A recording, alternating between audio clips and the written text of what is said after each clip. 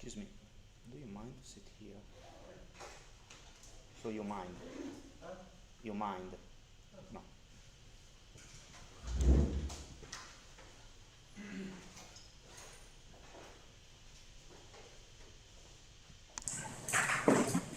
Okay, so welcome back. This is the second lesson of the pre-course of computer programming.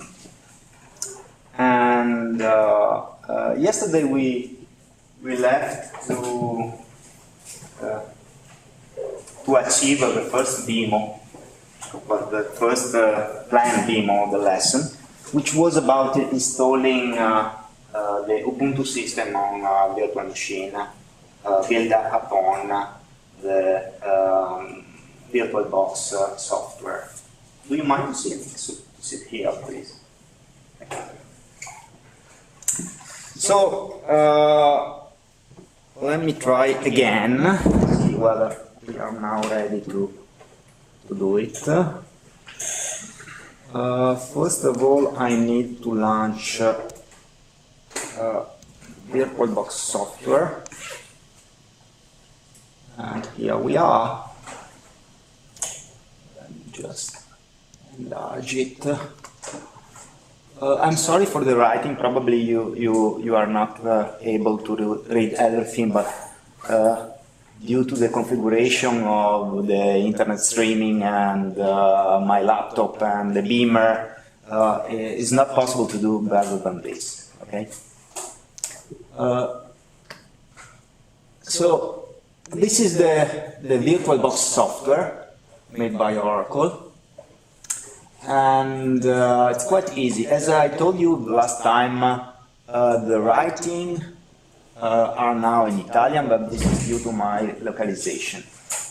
So since my system is in Italian, the software is run in Italian.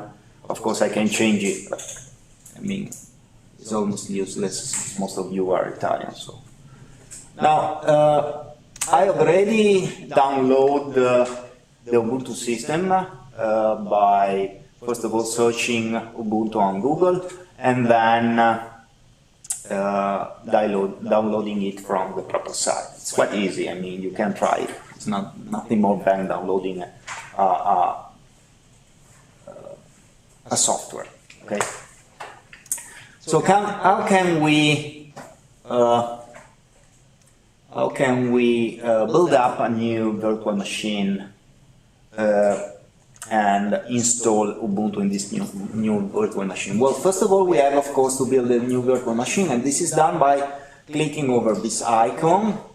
Here we have the writing Nuova, which means new, and by clicking on it, you end up in this new window that at the moment you are not seeing online, but let me change it. Okay. This is the window, and let me enlarge it. Okay, this is all.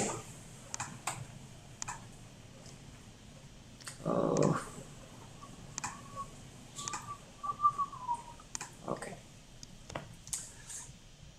So this new Windows basically is only asking me for a new name for my virtual machine, which may be everything you want, and the position on my disk of this new virtual machine, and the type of the virtual machine itself, and the version of the type. By default, the type of the virtual machine is Microsoft Windows, and this is due basically to mimic in the best way, let's say, the hardware, so that the software can recognize easily. But of course, you can select as type for the virtual machine also Ubuntu or whatever you want at the end. You probably will be able to install your system in any case. However, here let me choose as name for my virtual machine Ubuntu test. Ubuntu test. Okay, and as you can see, since I started to write Ubuntu, the software automatically recognized the writing I was typing, and end up in selecting the best kind of virtual machine and version for the system I was writing. Okay. Again, this is not really important from a certain point of view, but for instance, give you the chance to select automatically the icon associated with the virtual machine. That's all.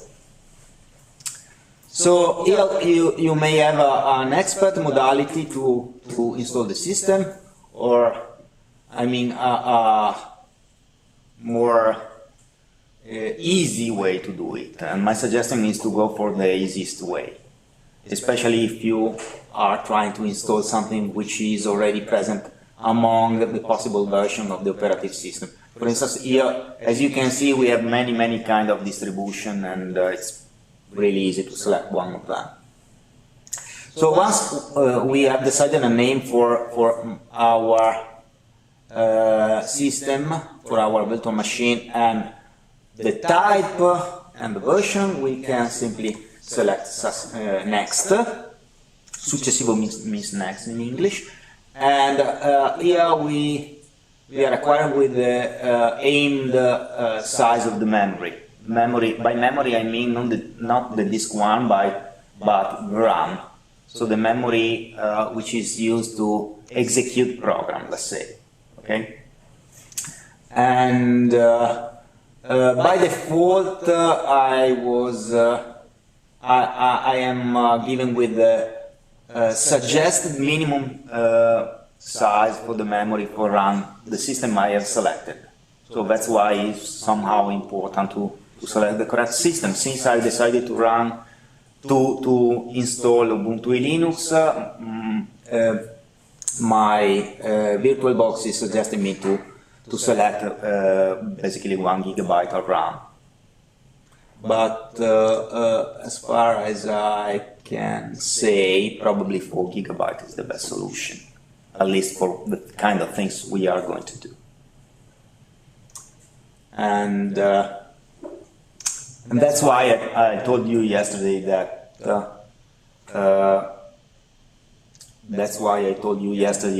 the best system to install Ubuntu is a system having 16 GB of RAM.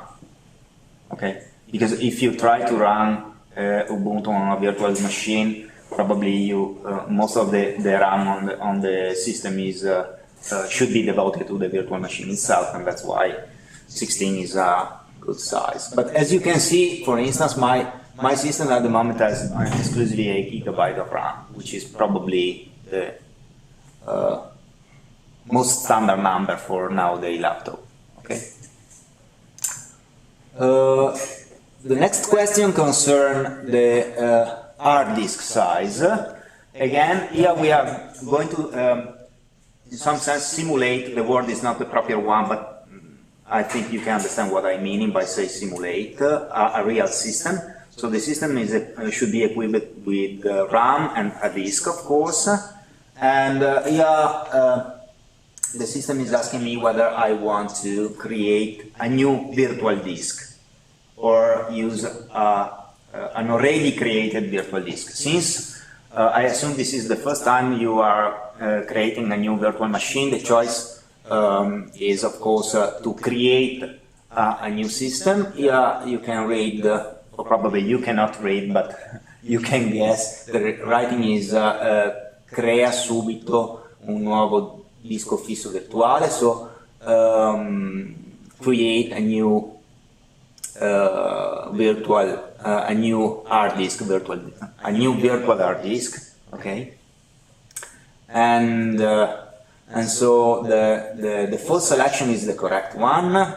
And here, since we are going to install an Ubuntu system, as you can see, we have a suggested size for the virtual hard disk, which is 10 GB.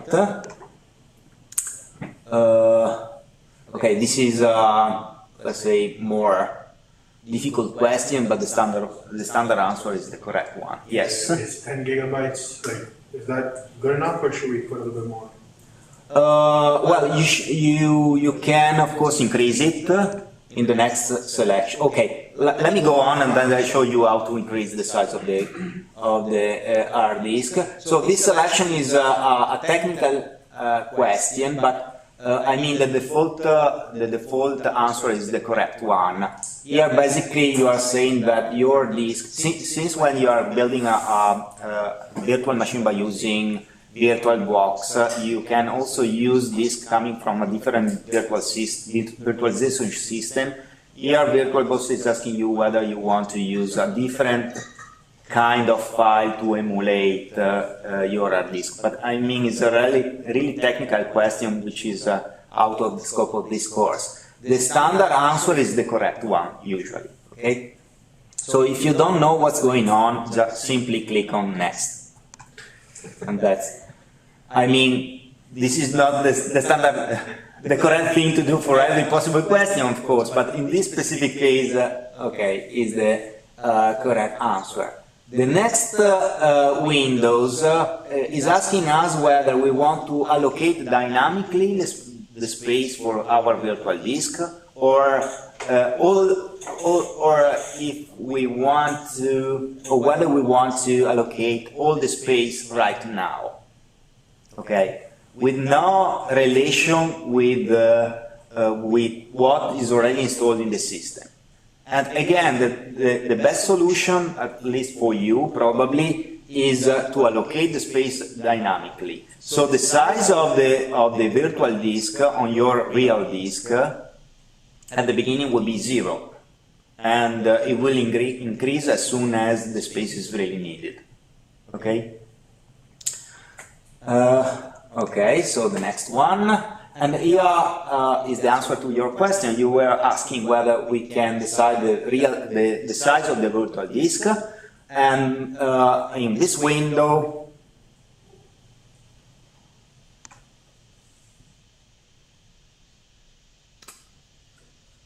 something is going wrong here. Let me change.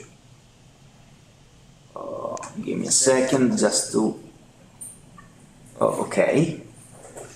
So disk. Give me a second because unfortunately the streaming guy are not seeing anything at this point. So okay, and yeah.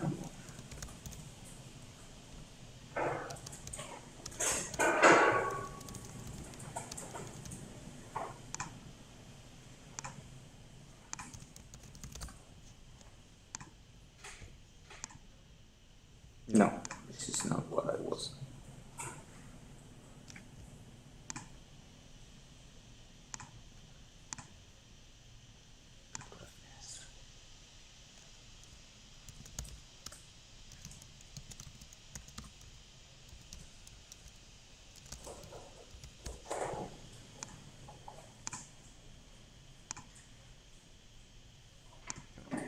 Here we are.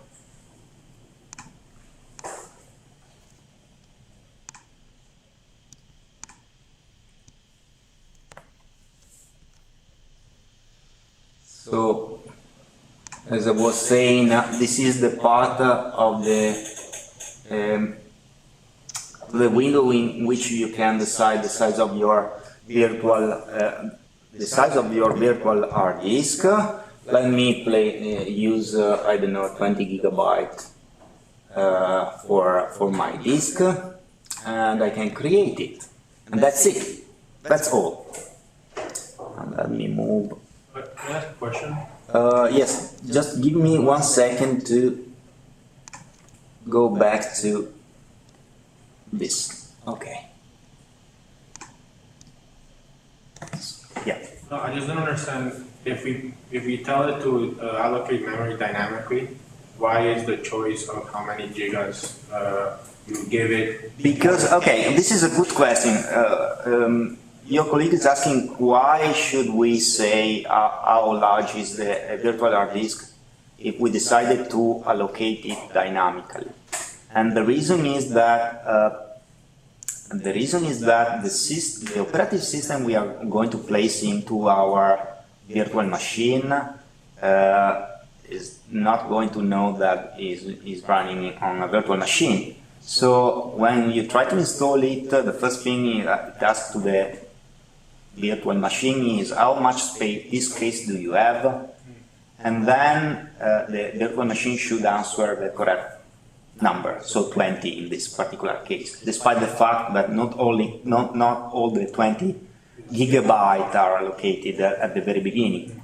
And then the operating system is going to prepare, let's say, the terminal word is, technical word, sorry, is to format. It's going to prepare the hard disk to be ready to store data.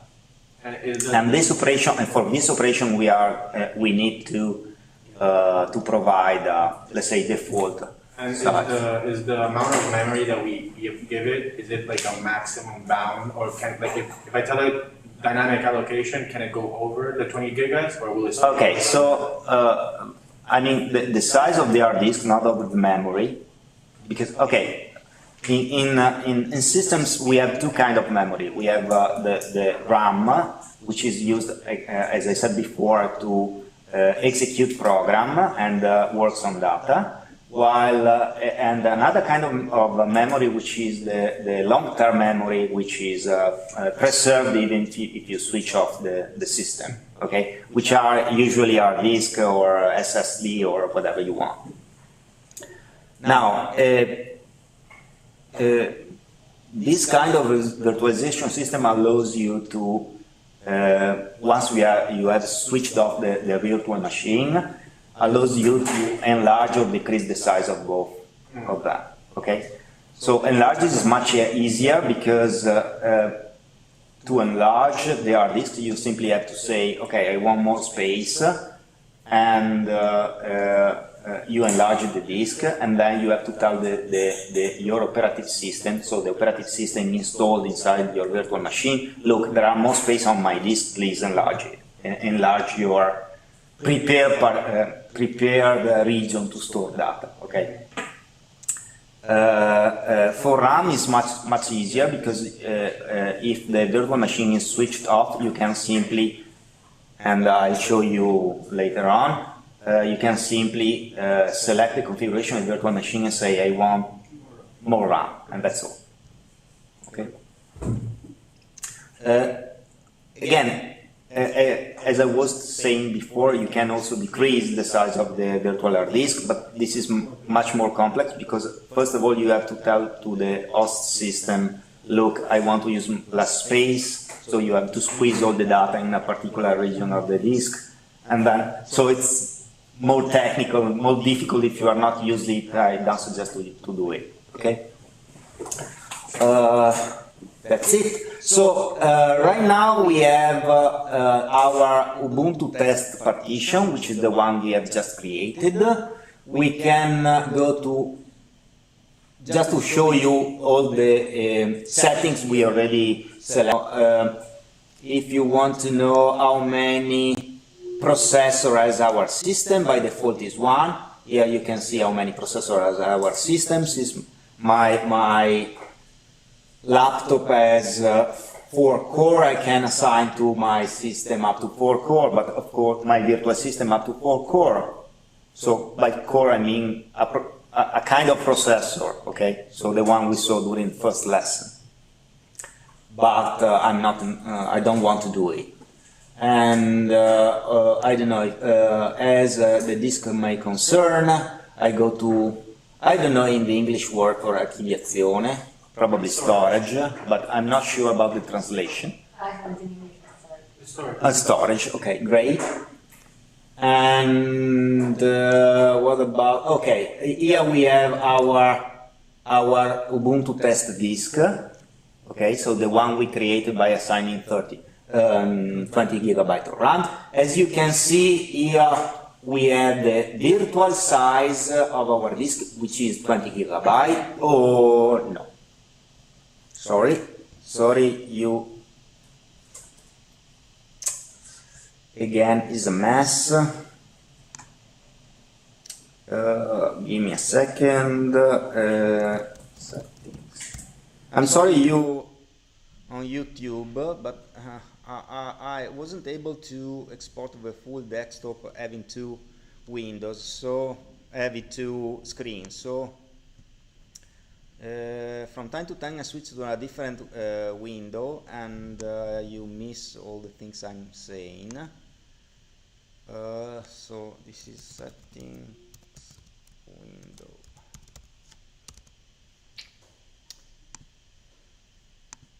Okay, here we have, and okay.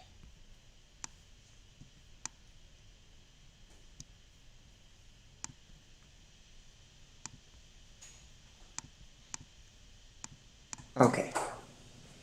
Now this is the windows, as I was saying, this is the window for the setting of our Ubuntu test virtual machine. The virtual size of the hard disk, of our virtual hard disk, rather than hard disk, is 20 gigabyte, but the real size at the moment is the current size of the disk is 2 megabyte. Why? Because our disk at the moment is not used.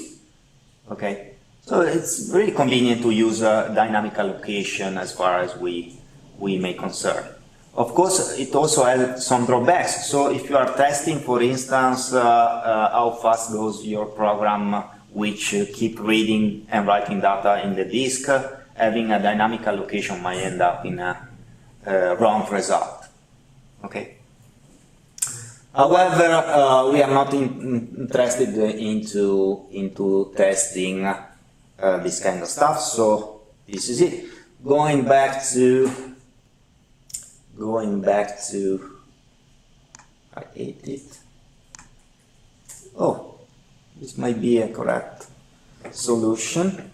So going back to our virtual machine, this is the main window of VirtualBox. To execute it, so to switch it on, we simply have to click on this arrow. The Italian word is via, probably start in English, I don't know. Whatever it is, we may click on it, and we end up with this window.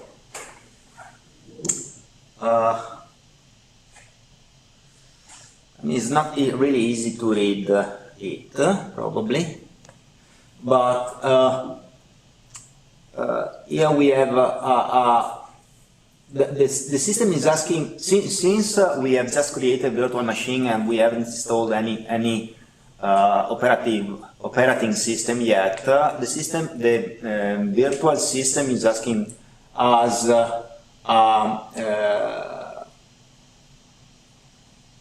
to provide a disk, an installation disk for the operating system we want to install in our virtual machine. Okay, and I have already downloaded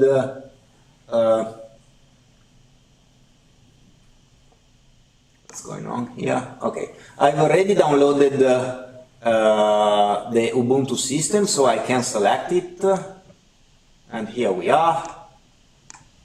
And I can run it, probably, not yet.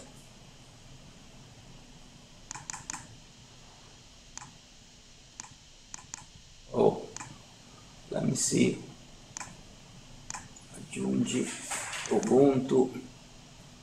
Scegli. What's going on here? Oh. Let me see whether I can solve the problem easily.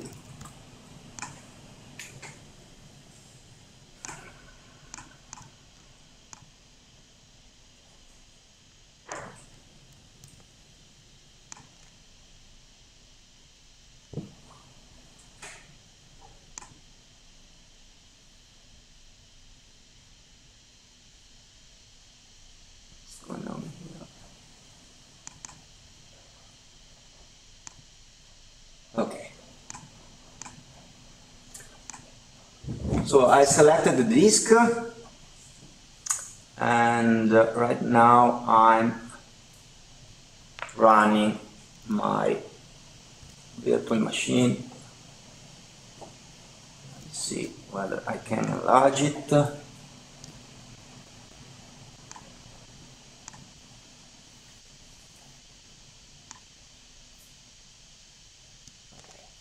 Here we are. At the moment, the Ubuntu system is checking whether all the files into the disk I downloaded from internet are safe, let's say. Namely, it could be the case since I'm downloading all the stuff from the internet that something goes wrong with the download, and so this may break up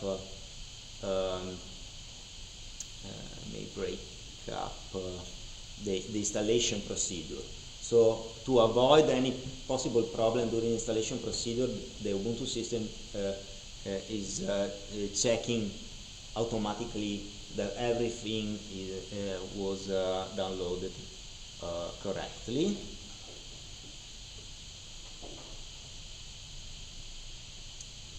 And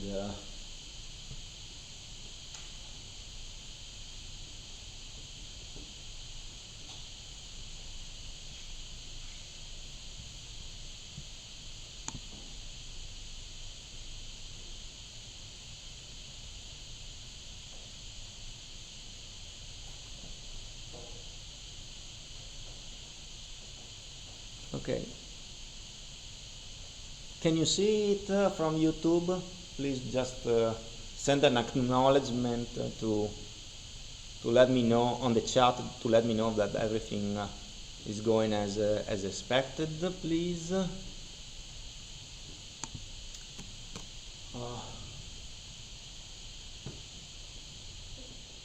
Okay.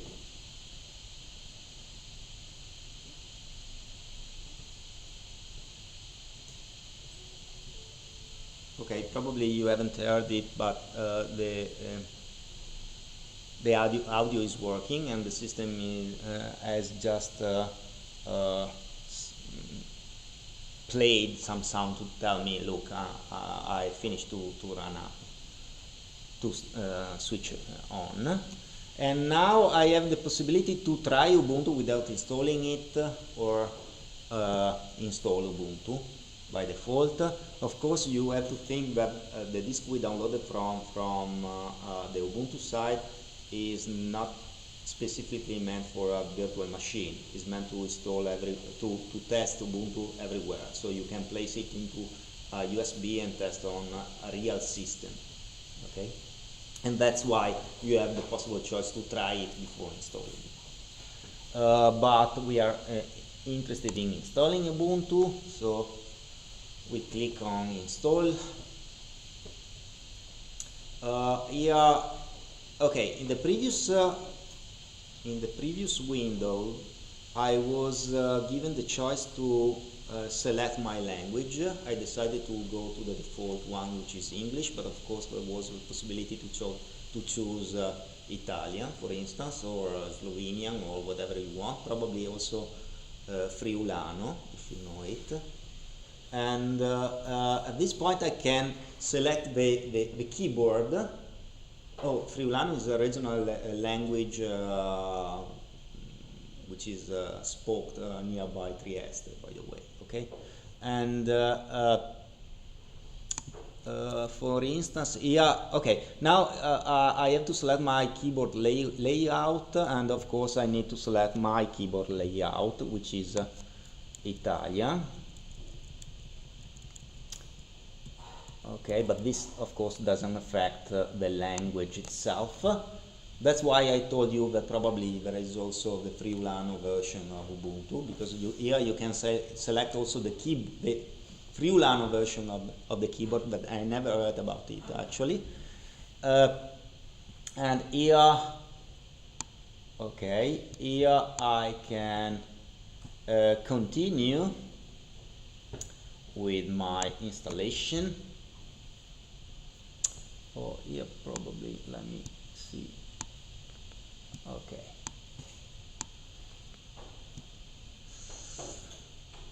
Now, some more question about whether we want a normal installation, minimal installation, or whatever you want.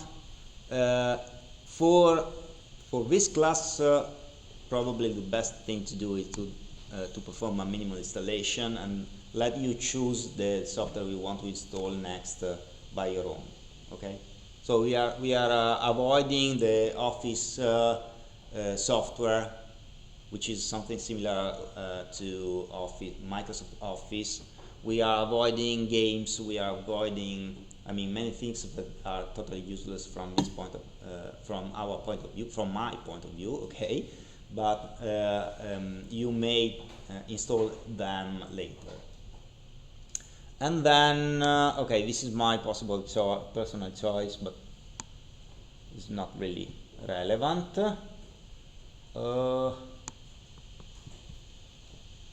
Of course, okay. Why I keep moving the window up and down this way? Simply because I have enlarged the size of my virtual machine, and this mess up a little bit the system. Okay, but of course, if you start with the size in the virtual machine, that you end up exactly with that size.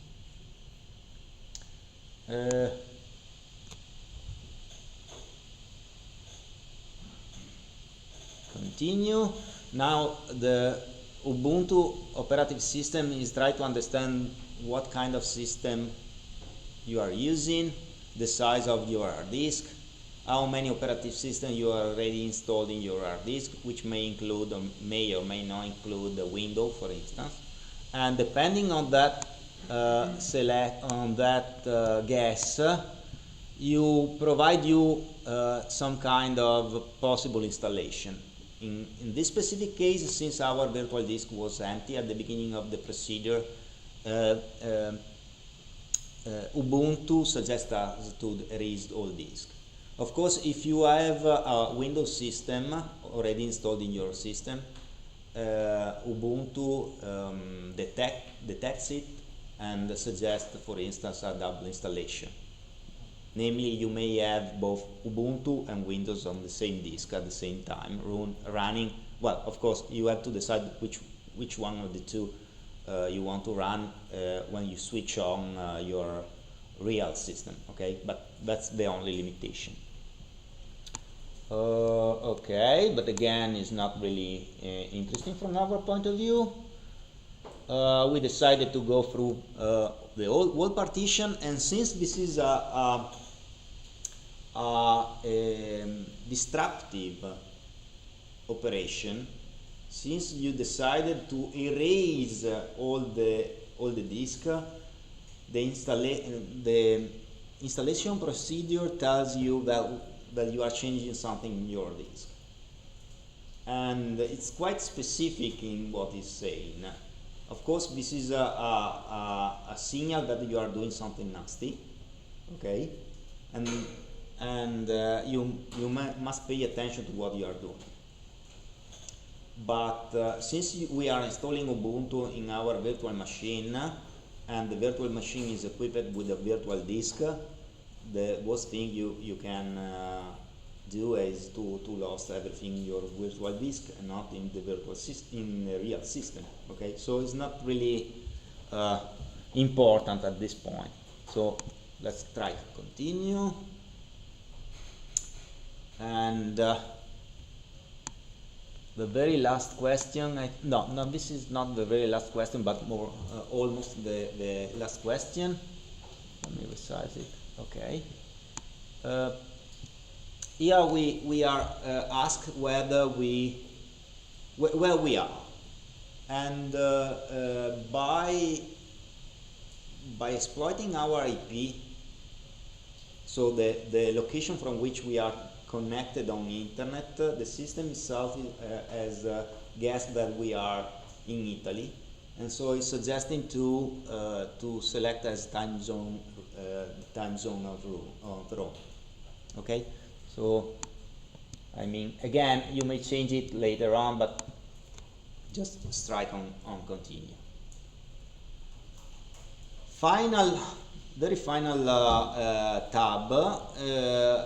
In this tab, the system is asking your name, and this is due to the fact that every modern operative system is equipped with is a multi-user system.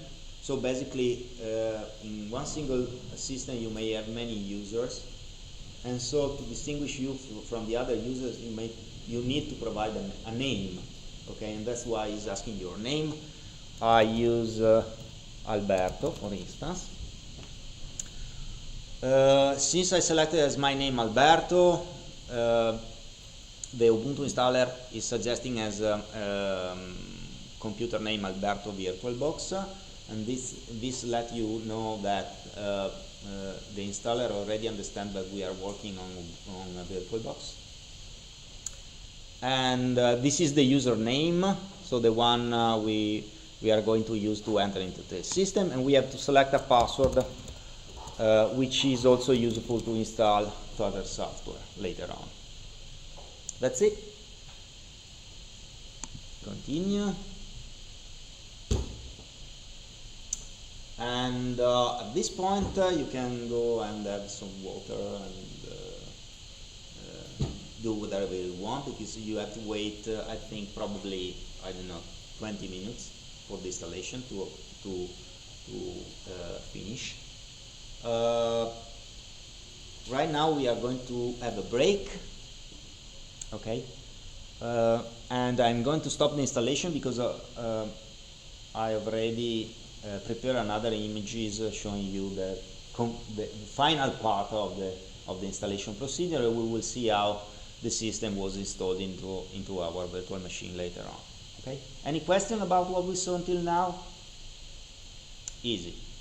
In this way, we are going to have a system which is clean, and you can test everything on this system and try to mess up everything as much as you can, because this is just a fake system, let's say. Okay, it's a virtual system, so you don't have to worry to mess up your computer, let's say.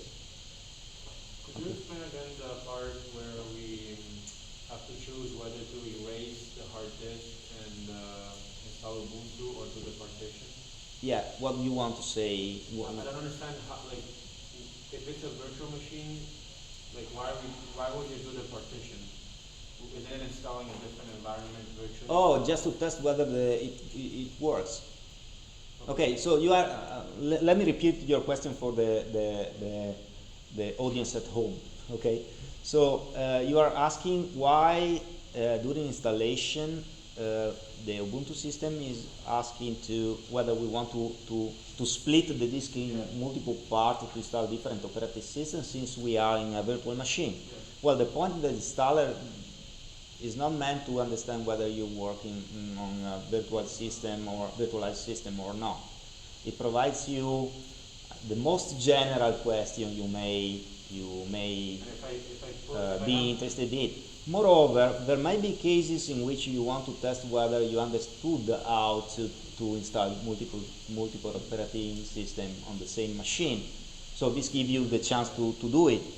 Or, for instance, you may want to test whether your installer is working properly without affecting any real system.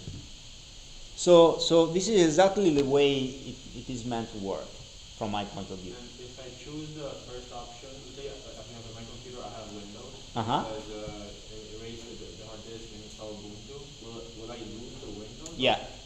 You are going. So if during installation, well, okay, if you have already installed another operative system on in your disk, and the other operative system is recognized, you are going to get a different possibilities. Among beside the one we saw just before, there will be the chance to select a double installation. So you will see, I want to install Ubuntu along with Windows. Okay, if you click there, the system asks you how much space should I reserve for Windows. Okay, you have a bar. You can simply slide the bar to select you complete the installation and everything will go as expected, hopefully. Okay. So let's have a break, if you agree. Okay. Thank you.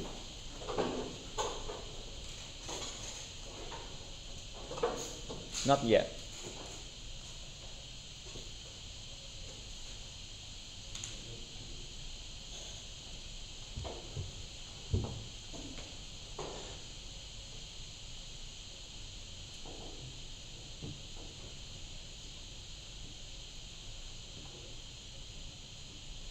No, you may have the better. I was reading your colleague at home.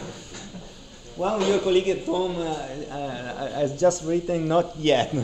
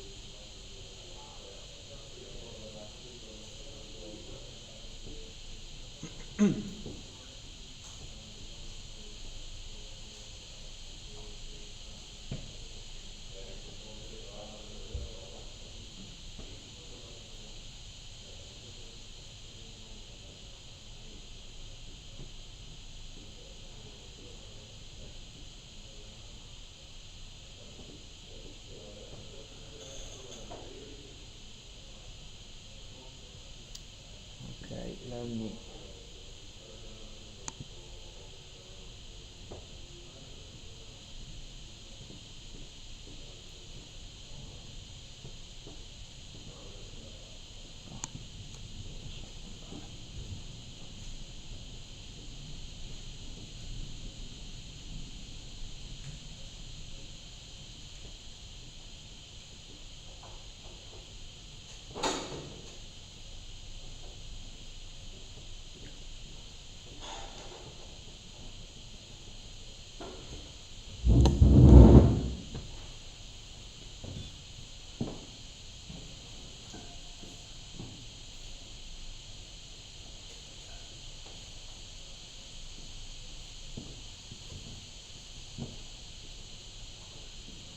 Ah.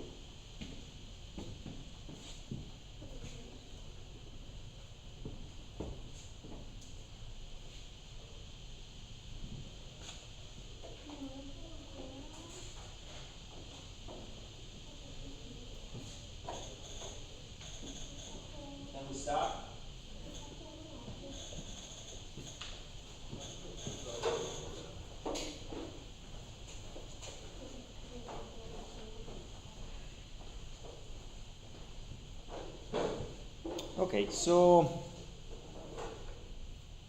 after some time, at the end of the process, you end up with this window telling you that installation is complete. And so we need to restart the system. To restart the system, we simply have to click Restart Now. And the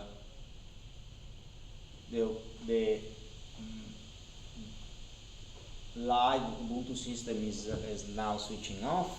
You probably cannot see all the writings down there, but it's telling us, look, you have to remove the medium, meaning the CD, from your PC, and that's because the system is, how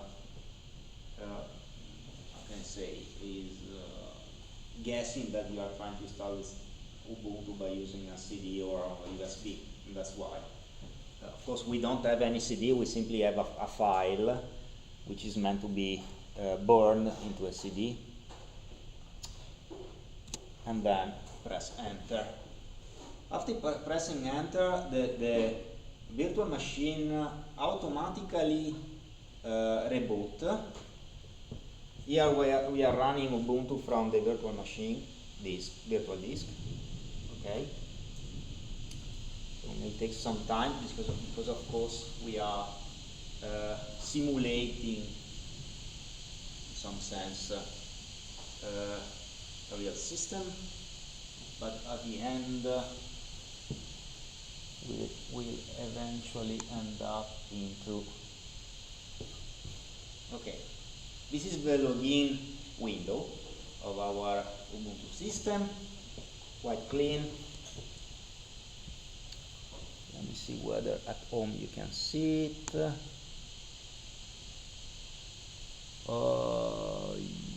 Yes, you can see it.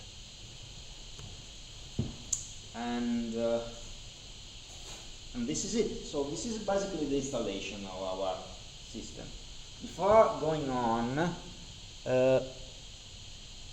someone is asking from home, what if we already installed Ubuntu via VMware Workstation? Should we use VirtualBox instead of it? Not really. I mean, if you have a different virtualization system and you trust on that virtualization system, it's okay. I mean, the virtualization system is simply meant to easy everything, because you don't have to panic because something is not working and you don't know whether you can recover everything in your real disk. Okay.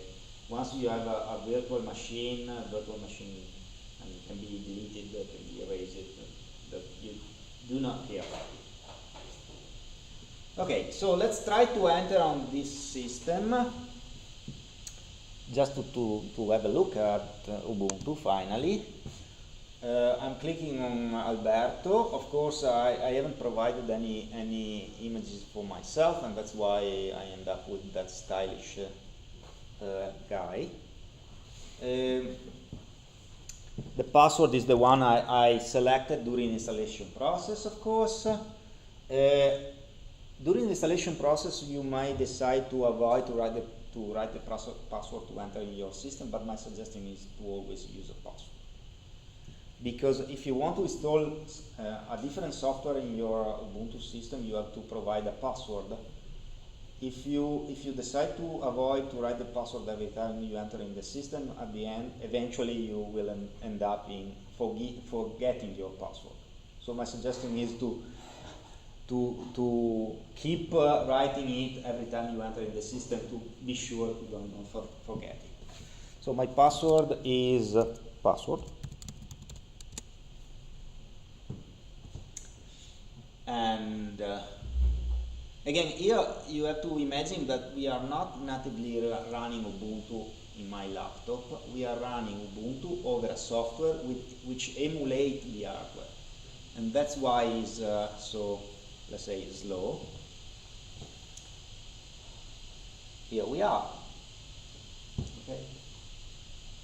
Here, the chance to add your Google account into the system. So once you have done that, your calendar and your Google email will be synchronized in this system. But I mean, it's out of the scope this course, so I'm not going to do it. Of course, you can do it also with Google account, and you end up in I don't know whether you can log into the system by using your email, your Microsoft email. I don't know it. I never tried actually.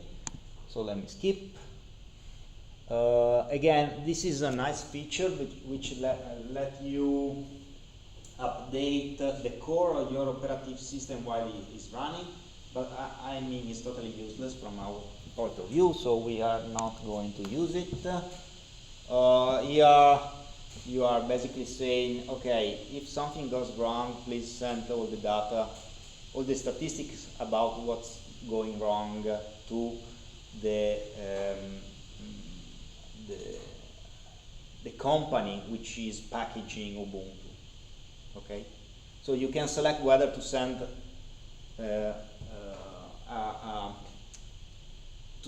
the system log.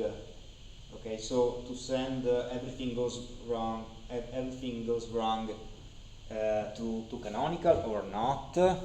I don't want to send anything because I care about my privacy. And again, another question about your privacy. There are situations in which it's nice to let your system know where you are. For instance, if you are used to travel, being able to automatically set the clock according where you are is nice, but of course to do it you have to know where you are. Okay, and so the system is asking you whether you allow him to locate you. If you don't like it, for instance, by default, I think by default Microsoft does it without asking you anything, and in this case you are asked whether you want to do it or not, and I don't want to do it. Here we are. Okay, so ready to go.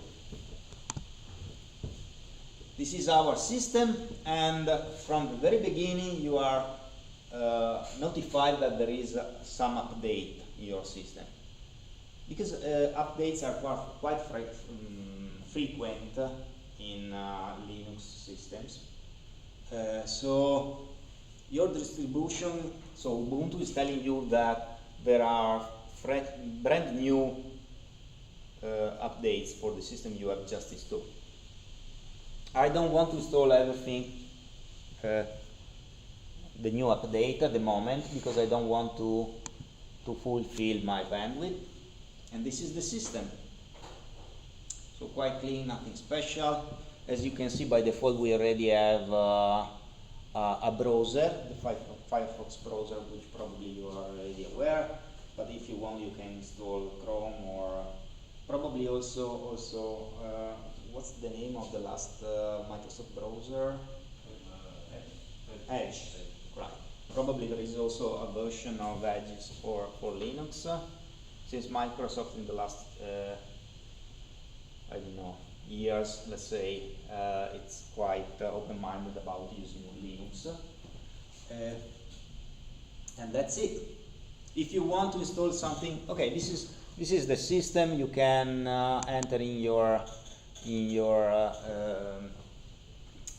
home directory, so the space allocated for you, just simply by clicking on the folder, just like Windows, nothing special, and you may have videos, pictures, music, and whatever you want. I don't know whether there is something already here. I don't think so. No. So quite easy. On the top right corner you may see the battery level, a kind of mixer, okay, which allows you to set the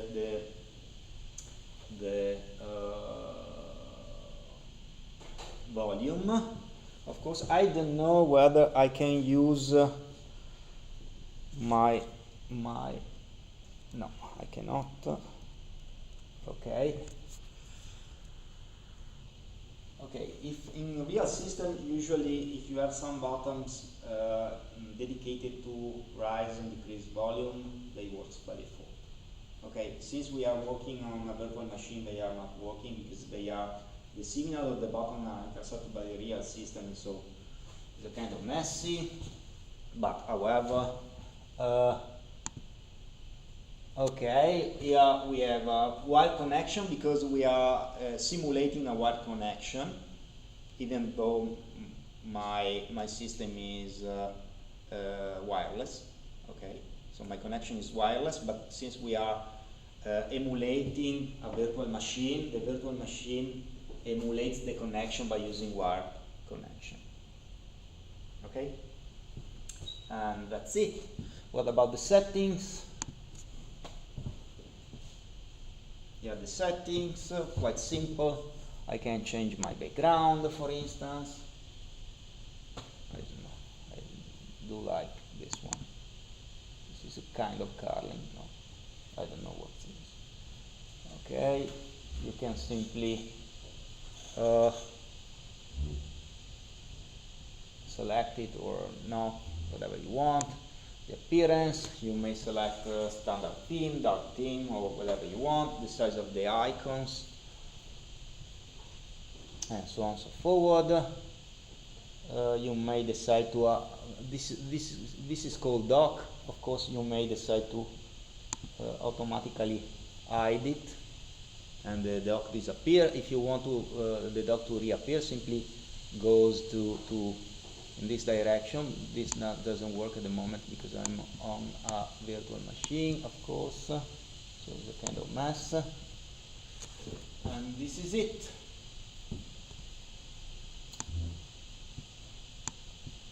Okay, let me see. I close it. Okay. Any question about this stuff? No. Clear. Everything clear. Good. So let me close this virtual machine. To do it, I'm simply squeezing on the close windows, let's say button, okay, which probably you may be aware.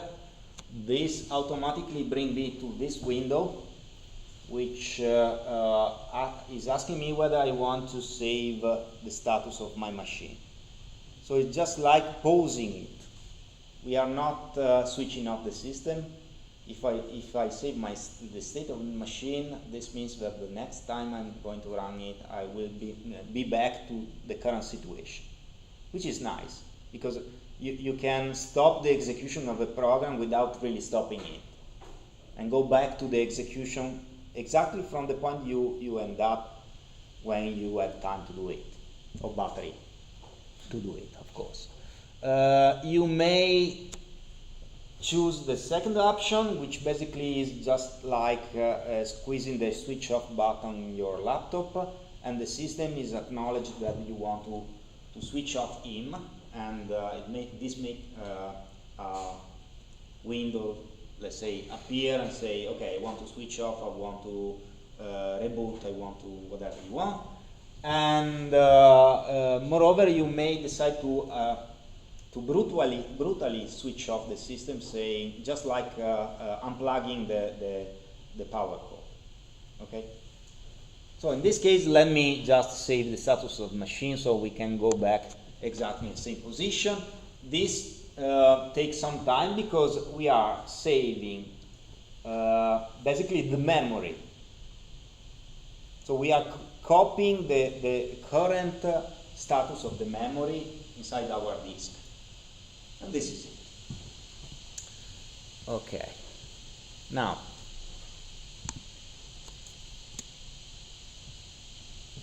this is our presentation. Let me go to where we were. Okay. Demonstration. So as you saw, it's quite easy to install Ubuntu on a virtual machine system, in particular on VirtualBox, but as I told you, you may try to use different virtualization systems, just like web workstation. Oh, by the way, I think that as student, you probably are allowed to install it by using the license of university when workstation. Okay. However, I don't really feel the difference between the two actually. I mean, for our purpose, probably it doesn't change that much. So decide by yourself. So, as I already told you, modern operating systems are usually multi-user. This means that many users use the same system, and every user has a reserved disk space. Okay, that in POSIX system is called home. So what's home? Home is a directory, so a folder, in which everything you own is saved. Okay, and no one but you can see the things. No one but you can see the things inside your home unless you decide to share them. Okay, so that's why it's called home, because it's like a real home. Everything, your own stuff is in your home, and no one can enter your home unless you open the door by yourself. And that's it. So that's why after the boot we were asked with user and the password, because it's assumed that everything in their home is reserved. It's a personal affair. Okay. Now, as you saw, Ubuntu has a default graphical user interface. By graphical user interface, I mean a user interface which allows you to accomplish tasks just like executing program, I don't know, copying file, copying directory, create directory, and so on and so forth, by using mouse and Windows. Okay. So as you saw before, for instance, I was able to show you the configuration of the system by squeezing a button in my panel. Okay. Just like Windows. But this is only a specific kind of user interface. There is another kind of user interface, which is, well, there are many kinds of user interface actually, but as far as we are interested, the other kind of user interfaces we will see is the command line user interface. So the command line user interface is an interface which allows user to execute program, to create directory, to delete file, to do everything you want with your computer, but this is achieved by writing text instead of using mouse and Windows. Okay? This user interface is in some sense much easier to use than graphical user interface. In some sense, because you must learn to use it. But for many tasks, is probably much faster and powerful than the graphical user interface. Okay. For instance, just imagine a situation in which you want to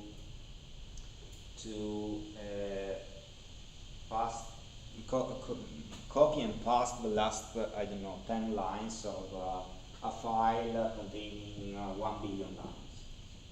Okay. So if you try to do it by using the standard tool you are used to, so the tool like I don't know, Office, or I don't know, whatever you use, just text editor, you end up in opening the file by using your preferred, your beloved text editor, scrolling the file until the last 10 lines, using the mouse to emphasize the last 10 lines, copying that last 10 lines, and then opening a new file, and so on and so forth. So it's quite difficult to use. As we will see, this easy task is quite easy to be achieved by using command line user interface. And last but not least, it's also cool to use it. The default shell in Ubuntu, there are many kinds of shell. Okay, so the command line user interface is implemented by programs called shells, and the default one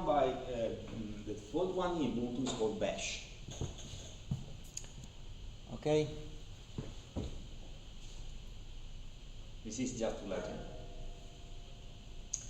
Now, going back to disks, I was saying before that before storing data into your disk, your operating system needs to prepare the space in the disk itself.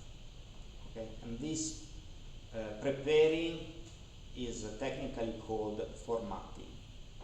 Okay, what is formatting? Well, the point is that to maintain data inside the disk, any kind of disk, the operating system needs to use a component called file system. The file system is a component of the operating system which is meant to handle the storage of data. Okay, and there are many kinds of operating system. Okay, I don't want to tell anything more than what you see here. There is a default operating system for Linux, which is the extended for file system. I mean, it's just an acronym, so I don't want to tell you more about this. But the important thing that all the data is always organized as a tree. So you start from a directory, let's say, which is called the root of the tree, and then that directory may contain file or other directories.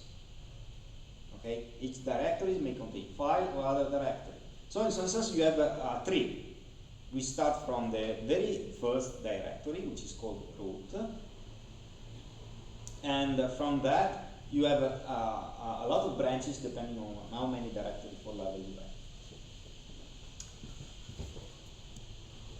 Okay. So in POSIX, the directory, the symbol backslash, is used to distinguish branch level. Okay. So if I want to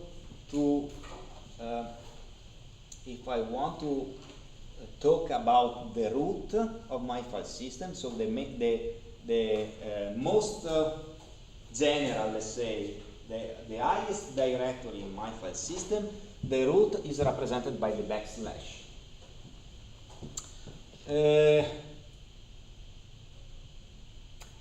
The directory /home, which is just below the root, is meant to store all the homes of all the users which are admitted to the system.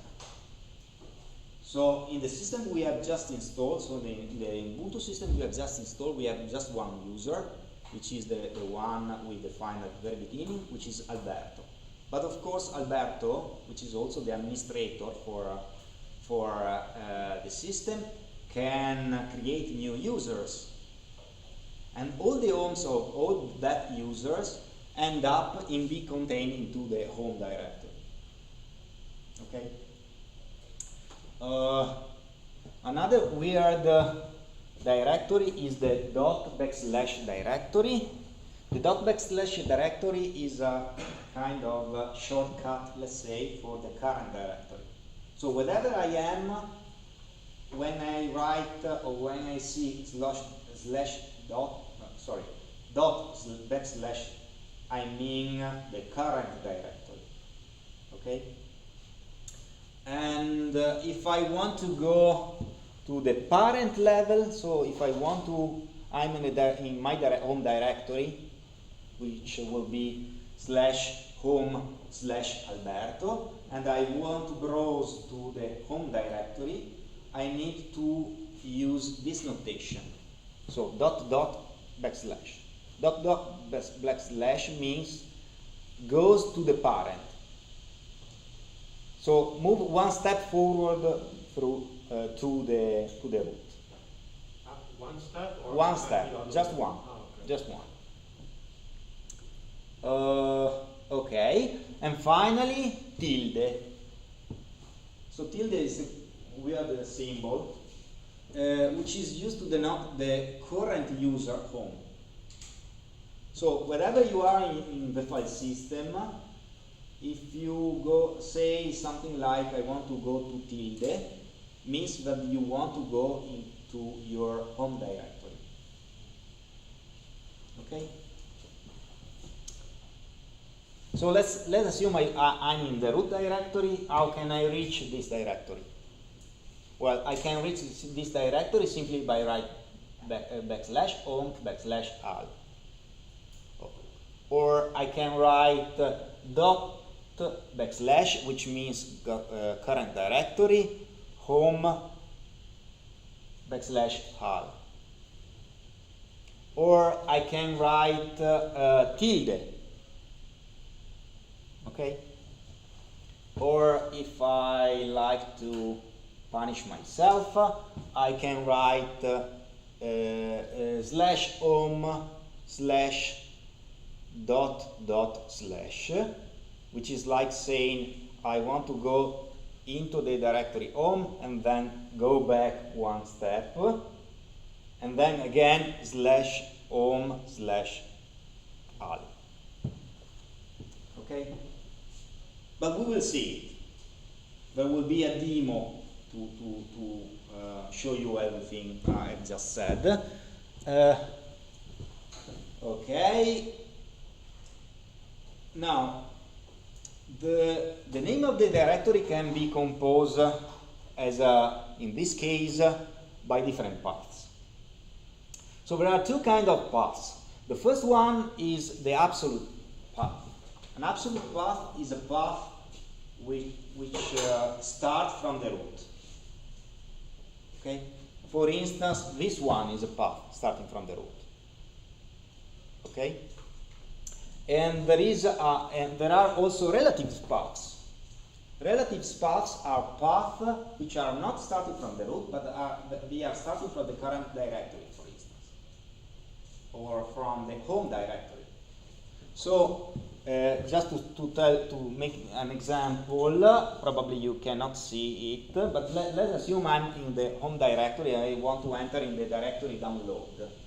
I can simply say enter in directory download, or I can say something like /download.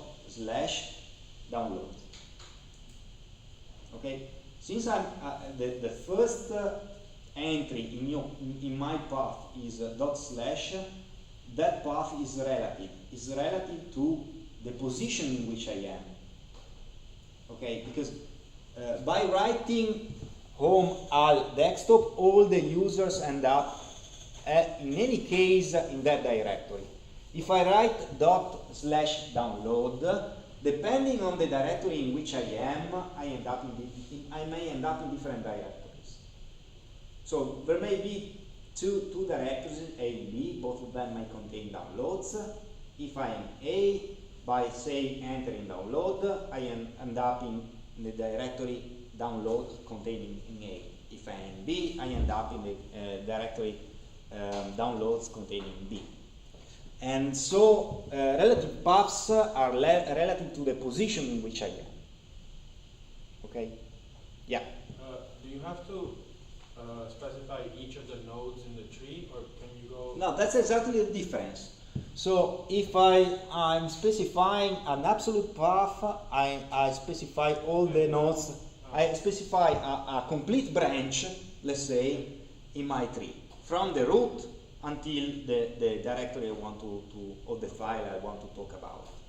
If I'm instead using a relative path, I'm simply specifying a path from a directory, which may be the current one, my home, or whatever you want, and from that directory I can end up in something So else. I don't have to specify how it goes, like I just put where I am until the end. Yeah, exactly.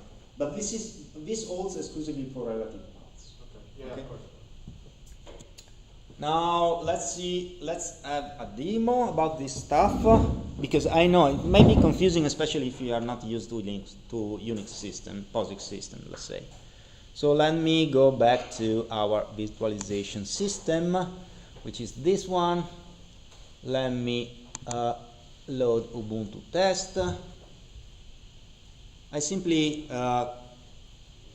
click twice on no. Let me see. Okay.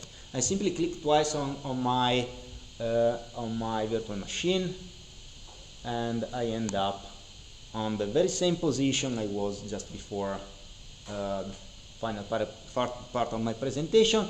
And you can see here the time hasn't changed. Okay. We are almost at 4 p.m. while the system is still at 3:30. And this is due to the fact that in some sense it's just like we freeze the system for half an hour. Okay?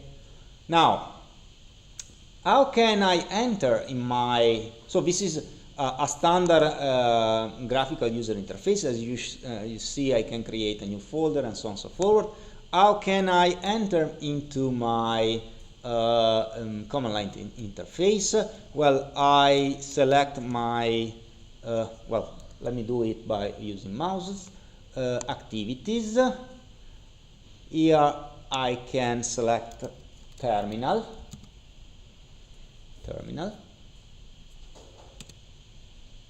And this is the user interface.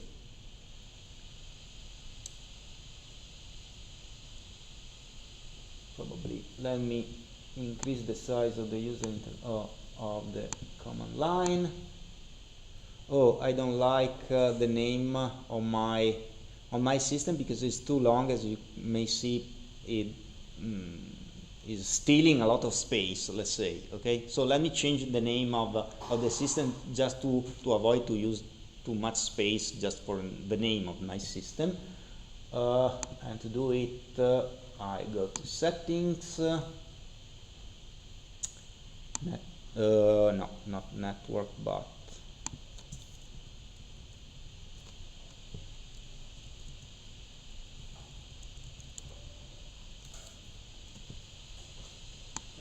see.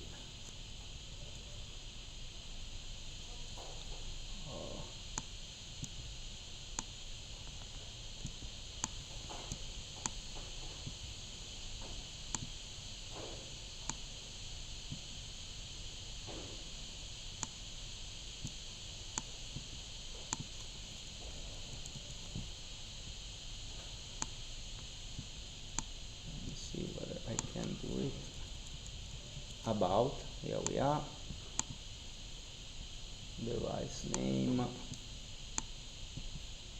Let me change the name of my system. Instead of Alberto, I don't know, Alberto virtual machine, rename.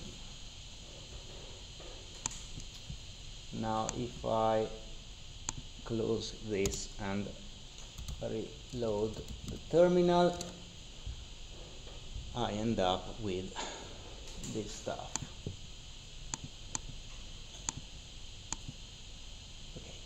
As you can see here, we have some pieces of information. We have the name of the user I'm using, which is Alberto, the name of the system in which I am, and this may be this is really useful, despite probably you don't see it at the moment. And the point is that you may use your current system, but you may also be connected to system abroad, and so knowing where you are connected and knowing where you are executing some task is very important. And that's because this shells tells you that you are in this system. Okay, so just imagine, for instance, that you want to delete a directory, which is your master thesis, because you have a backup containing much newer material in a server which is, I don't know, at CISA.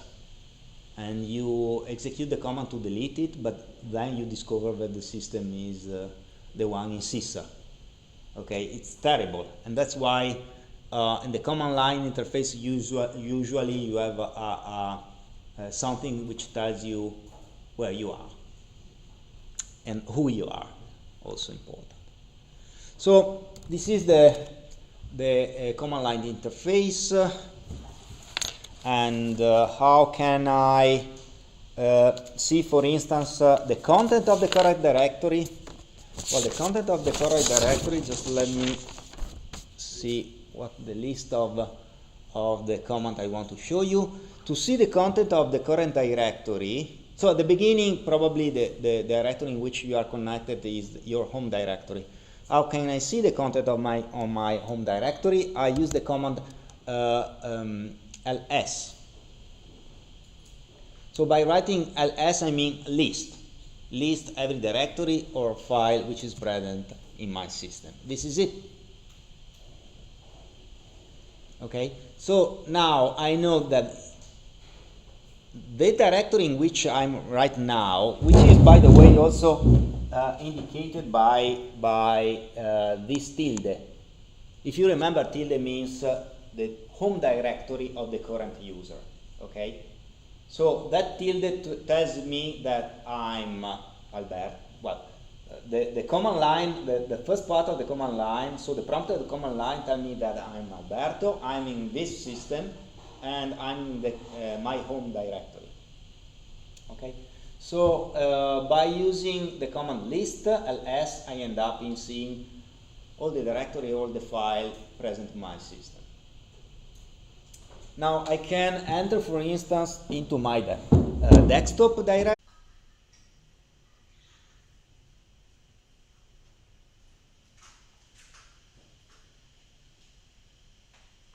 Okay. Here we are.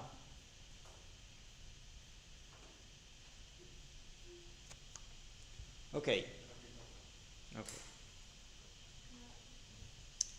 Sorry for the interruption, but unfortunately this is totally out of my control, so it's a mess. Okay, so let me just quickly repeat what I was saying.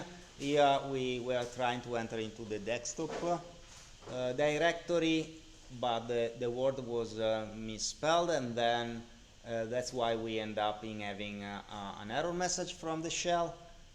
We try to repeat the command cd by using desktop, the correct spelling for the directory desktop, and we were able to enter it. The directory is seems to be empty, but actually it contains two directories, the directory dot and the directory double dot. The directory dot is the current directory, so basically desktop, and the double dot directory is the parent of the desktop directory.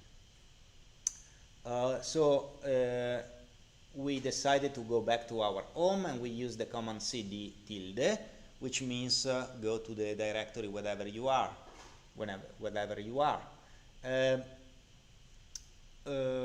From the home directory, we decided to browse to the root directory, and to do it we used an absolute path, which is the backslash, and then we use the listing command to see to list all the data, well, all the file under the directory stored into the root directory. Here we were discussing about the fact that the list command provides us many color entries, but this is very specific with the configuration of batch. Actually, there are systems in which the color are not present, and that system are my favorite one because I'm daltonic, so I don't know which color is, and that's why I prefer that one. Here we have a swap file, well, a file. We can understand it by looking at the color of the entry. This is a directory, this is a reserved directory, and so on and so forward. If the system does not provide colors for the entries, you may use let me reset the shell so that you can see everything, basically. Reset. Now we are still en route to better understand everything, what's going on, what the content, whether one entry is a directory or not. We may use the command LA, which tell us, well, long is too much, probably. LA, which tell us many things about all the stuff we are dealing with. For instance, here you may see all this weird letter at the beginning of each entry, and the first character in this list of letters, sequence of letters, is a D, meaning that that entry is a directory. Okay. While for instance, I don't know, this stuff here, this entry here does not have a D letter at the beginning as a minus. This means that this entry is not a directory, it's actually a file. Okay. The remaining character in the sequence tell us the availability for all the users in the system of that directory. Okay, so each file or directory can be read, written, or executed, and these three how can I say, permissions are divided in permission for the user, for the owner, let's say, of the directory, file, and so on and so forward, permission for the group of the owner, because inside this system usually you can define groups of people, saying, I don't know, all the students or all the teacher or whatever you want, and permission for everyone.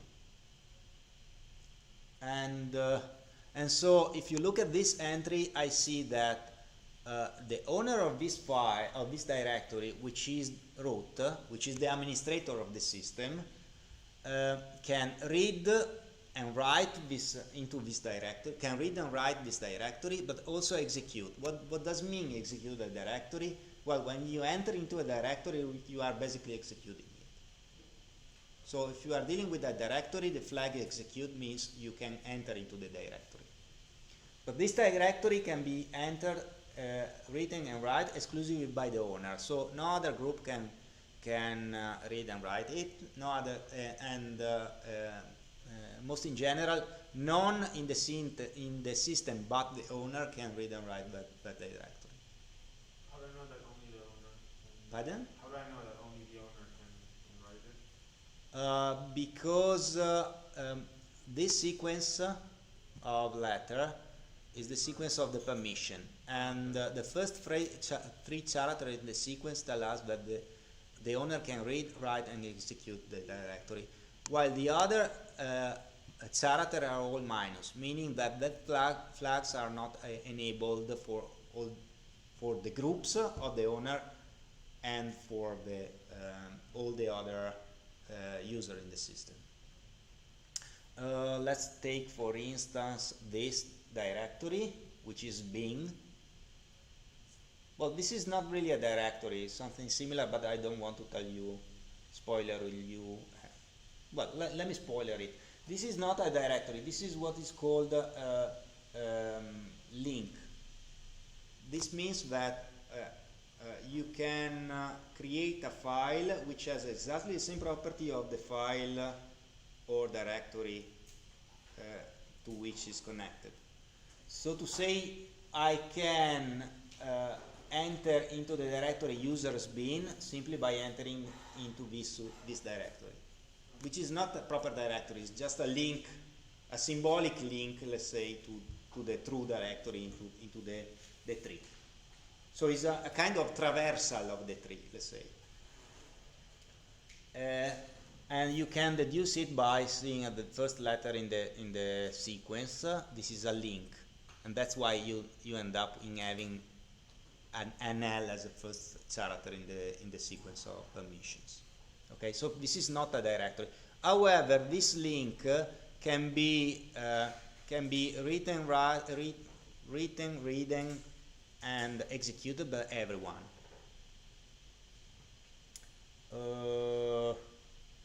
Another directory, interesting directory, is this one, the run directory. The run directory can be written and executed by everyone, because the third last letter is an R, meaning that everyone in the system can read that directory, and everyone in the system can execute that directory, so can enter in that directory, but it's missing the flag which allows the user to delete that directory. Okay, this is just to let you know. Okay, now how can I end up into my home directory? Let me reset. How can I end up into my home directory? Well, I can write cd/home/Alberto, which is my home directory, or I can write cd tilde, for instance.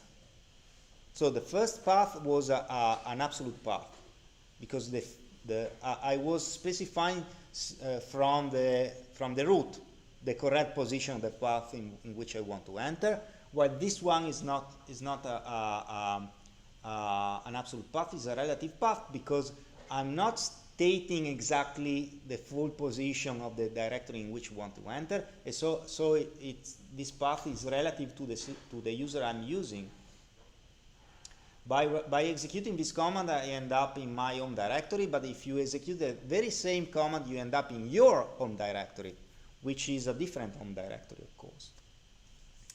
And of course, I can also do weird thing like home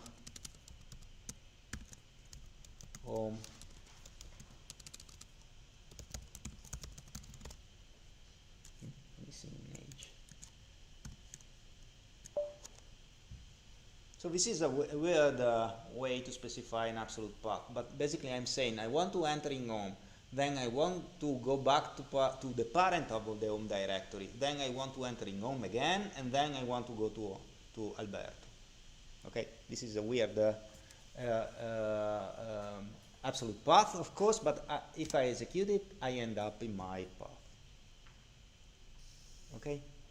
Now, beside the prompt of my bash, how can I know where I am? So it's very common to know where I am. One of the most difficult part of using graphical user interfaces is to understand where you are. If you have how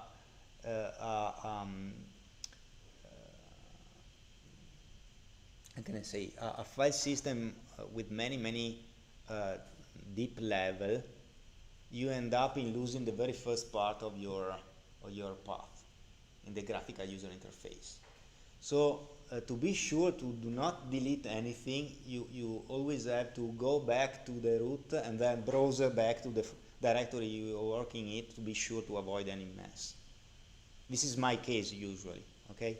So how can I get the exact position where I am beside the prompt? Well, I can use the command pwd. Here we are. Okay. What if I was in user? Again, I'm changing directory by using an absolute path. So this is the directory USR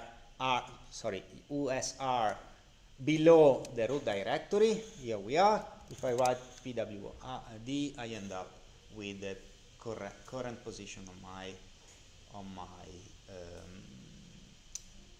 of the directory in which I'm in. Okay, so quite easy. Oh, by the way, there is a shortcut. If I want to go back to my home directory, I don't even need to specify tilde. I simply have to write cd. By writing cd, you end up in your home directory by default. Okay? Any question? Okay, so how can I create a directory? So in graphical user interface it's quite easy because you simply have to squeeze two buttons and you end up in creating directory. How can I create a directory into a command line user interface? Well, we can use the command make dir. Make dir and the name of the directory I want to create. CP. Well, let me first of all try to create the directory desktop. Make dir desktop.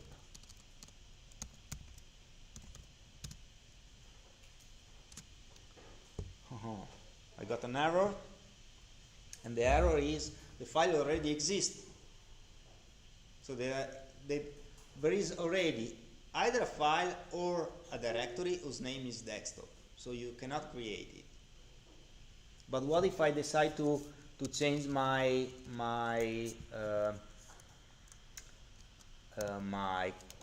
directory name into cpdemo, for instance?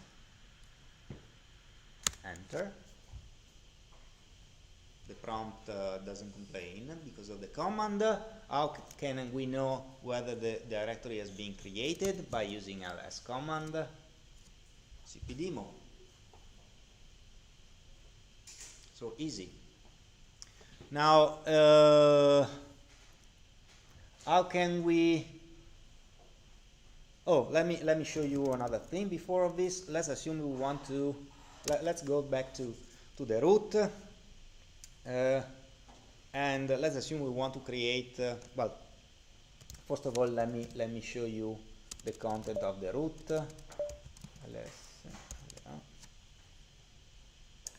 Okay, and let's say we want to. Okay, let's assume we want to enter into the lost plus found directory. Okay, let's try to do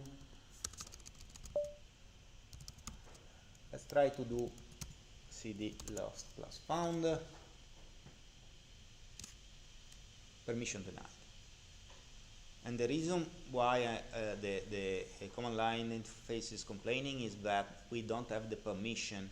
If you remember, this was a directory whose does not allow any user but the owner to enter and to read the directory.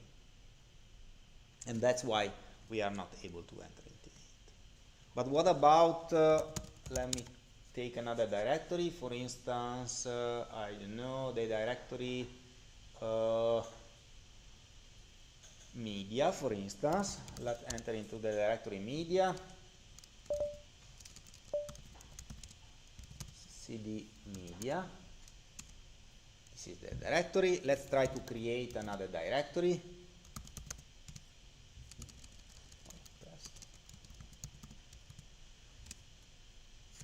Again, we cannot create any directory in it. Why? Because we are allowed to read the directory, we are allowed to enter into the directory, but we are not allowed to change the directory, to write in it. Okay? So that's why that flags are important, because you can decide either to allow to read, either to allow to enter, either to allow to write, but once you have write, you may not read, for instance. Okay? So this is it. Let me go back to my home directory. We were left with the directory cpdemo. What if we want to delete it? Quite easy. There is another command to do it, and the command is remove. So the command remove is meant to delete both directories and files. Let me try to delete that directory by using remove. Error. What's the problem? Well, the problem is that directories and files are different. A file exclusively contains a set of data, let's say, while a directory may contain other directory and sets of files, and the other directories may contain other directory again. So by deleting the directory cpdemo, you end up deleting everything it is in the directory cpdemo. And the system is somehow protecting the content of the directory, saying, okay, you cannot delete it in this way. To do it, we need to use a special parameter for the remove command, which is recursively. So by writing remove -r, which means recursively, I intend to delete everything is inside the directory, and everything is inside the directory contained in the directory, and so on and so forth. Okay? So by writing rm -r cpdemo, no complaints at all, ls, the directory is gone. Okay. Any question?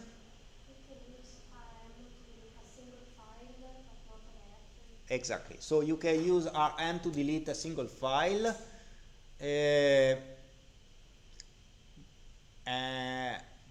but it doesn't work without any parameters with the directories. So to delete a directory, the content of the directories, you have to specify the parameter -r. Yeah. -r deletes everything that's inside the directory. Everything. And then the directory goes away by itself, basically. Yeah.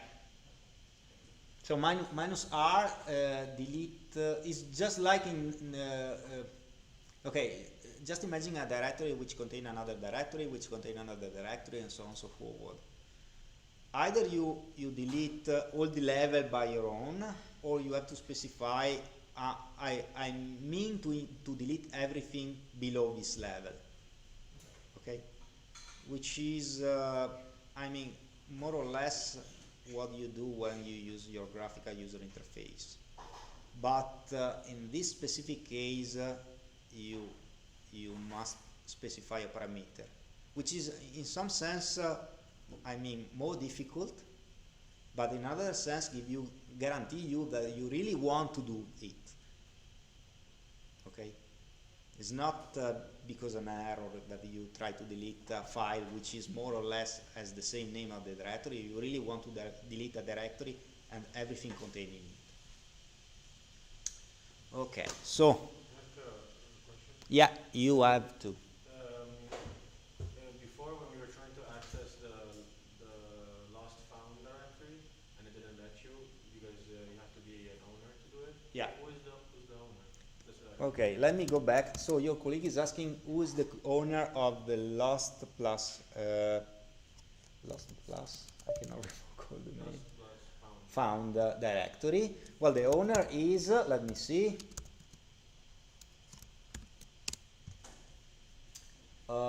root. Who's root? Root is the administrator of the system. Well, in Ubuntu there is no administrator user, but you can impersonate it, and we will see it later on. Okay. If we have a look to our directory, so let me go back to our home and see the content of the directory. As you see here, we have everything in the directory is owned by the user Alberto, and there is also a group called Alberto, which is created by default. Now, if I want you to be able to read everything in the document, I simply have to add you to the group Alberto. And at that point, if the document directory has a low, okay, let me take another directory, for instance, this one, new pg. I don't want to tell you what it is, but this is the directory. And by the way, we weren't able to see it before because we haven't specified the -a parameter, if you remember, which is meant to see all the file in the directory. So all the file and all the directory whose first character is dot are not displayed by the ls command by default. Okay, so this directory, as you can see, can be read, written, and executed exclusively by the owner, which is Alberto. Now, the next three characters are minus, meaning that the group Alberto hasn't the right to read, to write and execute that specific directory. What if I want to allow the group of person included into the group Alberto to read that file? Well, I have to change these characters, these flags. We will see how to do it right now, for instance. So let me create a directory again.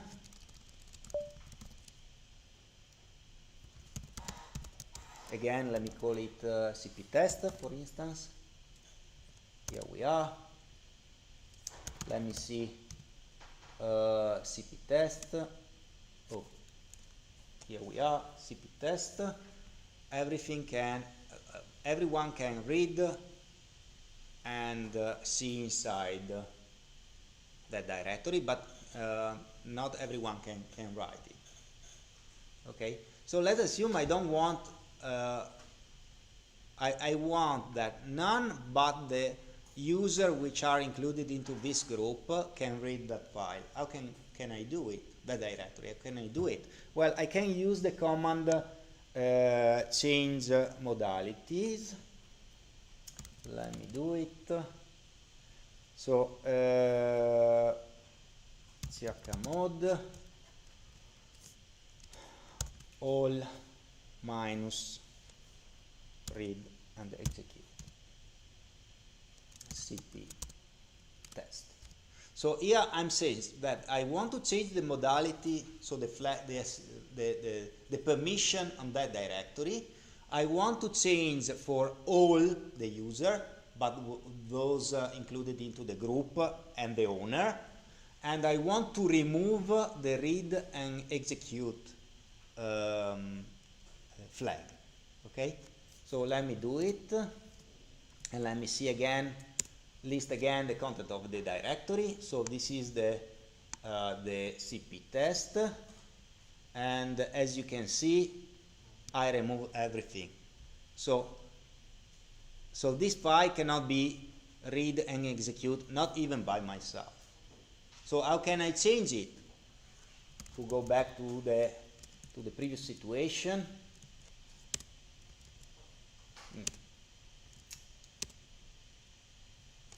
Change mode, user group plus read and execute cp test. No problem. Here we are. Oh, okay. I mean by using I'm specifying what I want, the directory I want to list, and the directory I want to list exclusively contain the dot and the dot directory, which basically means the current directory. So by looking at the entry dot, we know the permission of that directory. Okay, and so we are back to the previous situation, but we excluded basically everyone which is not the owner and not in the group of the owner, more or less. It's clear?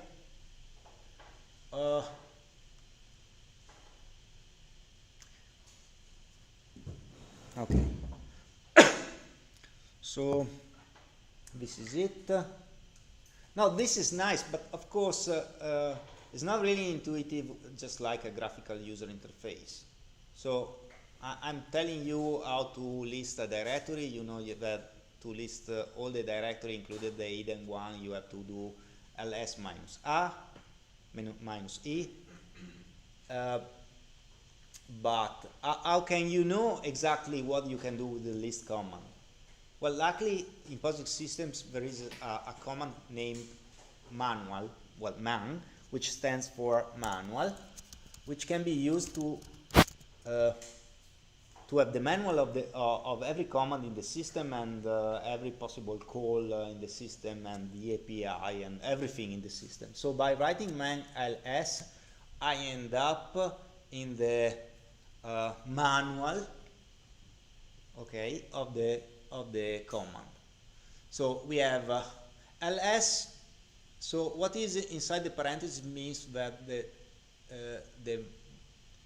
this page is in the chapter number 1 of the manual pages. Chapter manual number 1 is meant for the commands, okay? Because as I told you, the main pages can contain also I don't know, API manual, can be manual for API and so on and so forth. So they are divided in chapters, and the first chapter is for the user command. So here we know that ls means list directory content. The synopsis is basically a high-level description of how the command should be used, and you have option, file, and so on and so forth. Then we have a detailed description of what you may do and of all the possible options for the command. For instance, here we know that -a stands for do not ignore entries starting with dot. Because by default, all the entries inside a directory starting with a dot is hidden by the ls command.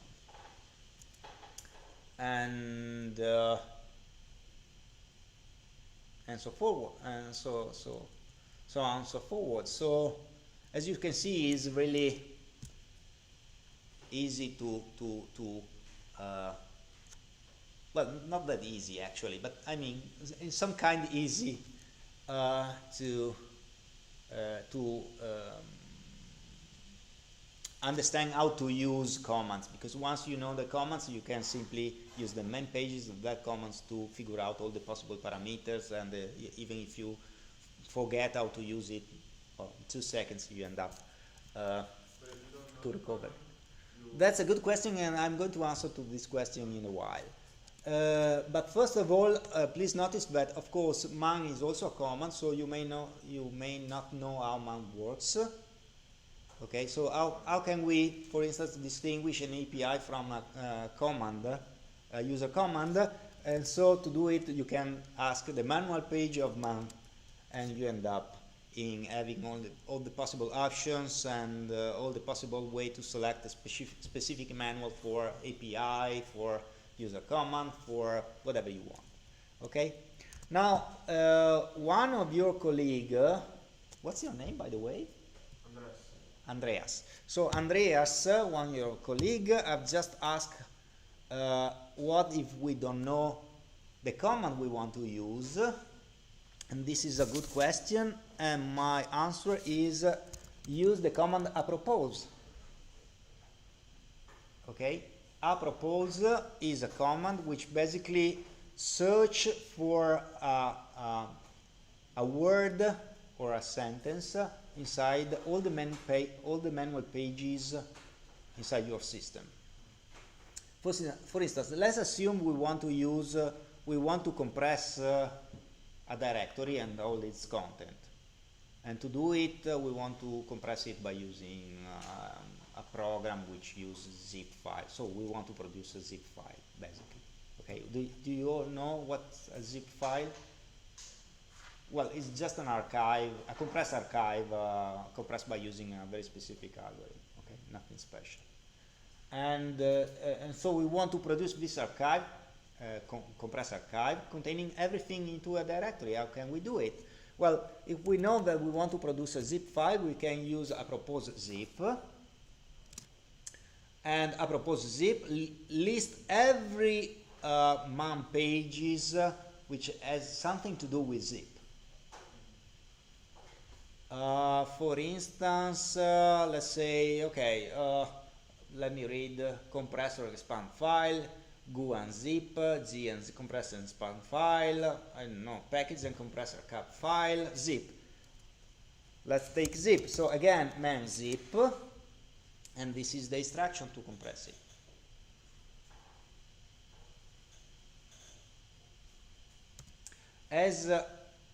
Oh, Can you put more than one keyword?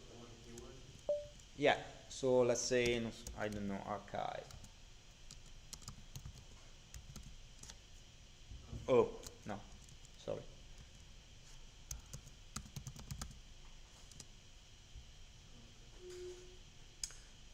However, you can use man pages to understand whether you can use more than one keyword, and the semantics do it.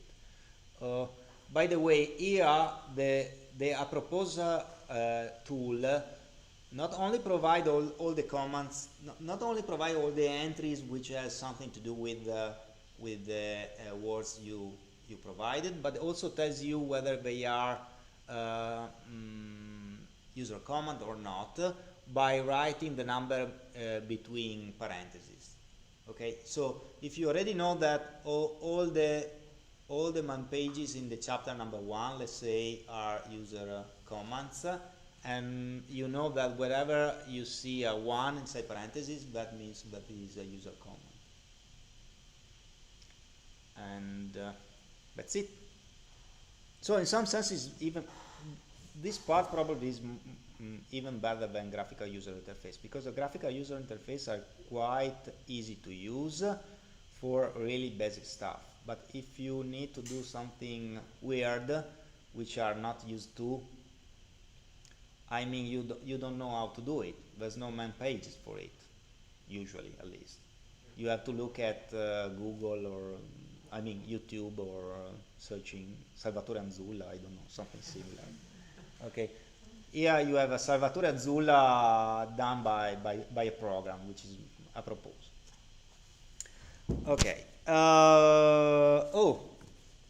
Let me now search for a file. I don't know whether there is already a file. Oh, yeah. Let me see.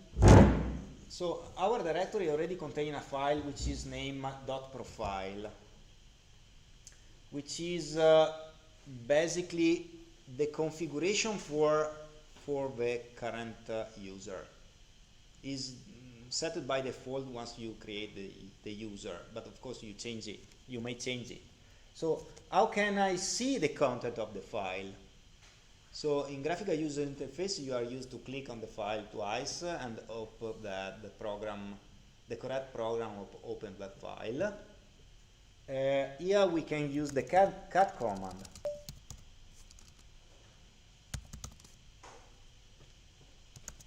So cat profile, and this is the content of the file.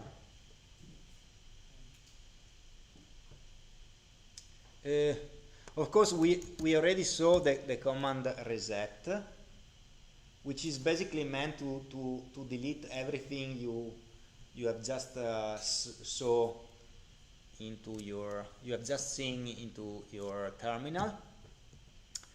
And okay, let me go back to the cat command. So right now I'm printing into the screen all the content of the profile file, .profile file, and this is it. Now, what if the file takes more space than the number of rows we can see?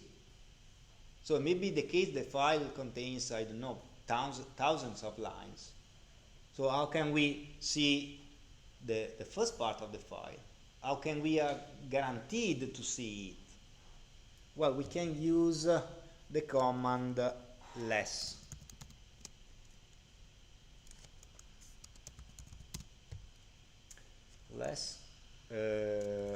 .profile.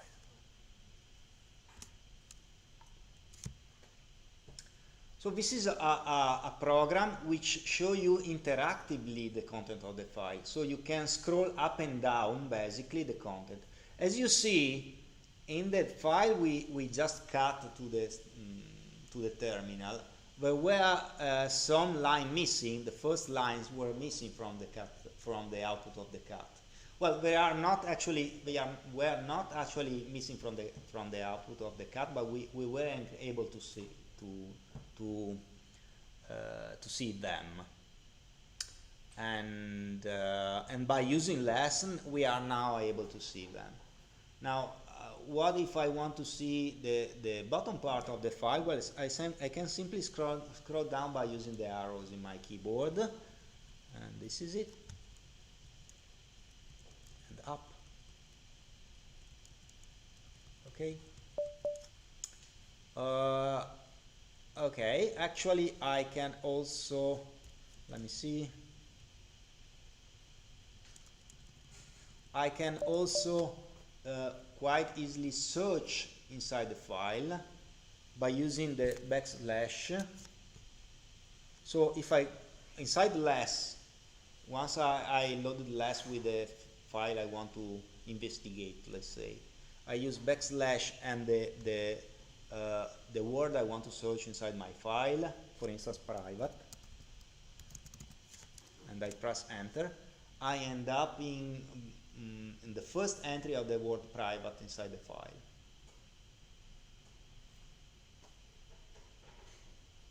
And I can scroll all of them simply by pressing N. Once I am at the end, I press N again, and I got a message saying the pattern is not found, because that was the last one. How can I exit from the last command? I can simply press Q. So this is a quite easy way to see the content of a file without having to load a graphical user interface, and especially to search for data inside the file. But what if I want to exclusively see the first 10 characters? Because it could be the case that, for instance, you want to investigate a file which contains billions of rows, but you are not really interested in all the rows. You are only interested in the header of the file. How you can do it? Well, if you are using a graphical user interface, you end up in a mess, because you try to click on the file is loaded by all its extent by default, and then you saturate all the RAM and you keep waiting for seeing the first 10 lines. What about using the common line user interface? Well, we can use the command head. The command head give you the chance to see the first rows in the file. By default, it's the first 10 rows in the file. So if I write head profile, I end up with the first 10 rows. If I write, by rows I mean lines, of course. If I write, instead of add.profile, I write add minus n, I don't know, 4, let's say, profile, I end up with the first 4 lines.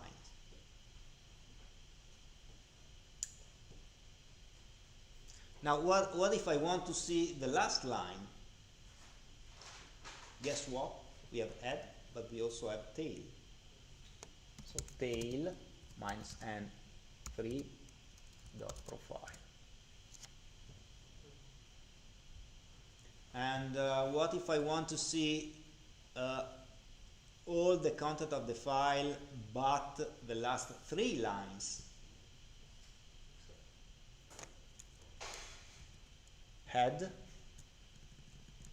minus n minus 3. And this is the content of the file but the last 3 lines. Another interesting thing that you probably have noticed but I haven't mentioned is that by default Ubuntu has the chance to recall the last commands. So by using the arrows in your keyboard, you can go back. You have a sort of history of what you've done. And there is also the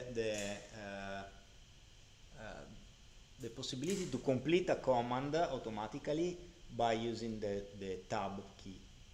So if I start to write a propose, okay, and once I am, let's say, in the middle, I press the tab, the command is completed. Of course, I can do also it if I wrote exclusively A, but I end up with the list of all the commands starting with A, which is not really useful. I mean, if you want to try to learn all of them, but I discourage you to try it. Okay, this is okay. What about so we mentioned that to search a specific pattern, specific word inside the text, we may use less, but I mean it's not really effective, because let's assume we want to search all the lines in a file containing a specific word, because we want to deal with the data having that word. Okay, so I don't know, let's assume we want to investigate whether all the Datonic people are blonde, for instance. Okay, this is of course this is a stupid question to ask, but let's assume we want to do it. So, and let's assume we have a file in which each line contains all the information about a specific subject, and the line tells you whether the subject is Daltonic or not Daltonic or whatever you want. So it would be nice to have a tool which automatically lets you to extract every line containing a specific pattern. So to have exclusively that lines in your data file. Okay, how can we do it? Well, let's try to do it by using graphical user interface. You end up in requiring for a specific software to do it. So there's no chance by default by using Windows to do it automatically. In command line user interface, you can use the command grep. So by writing grep, for instance, at private,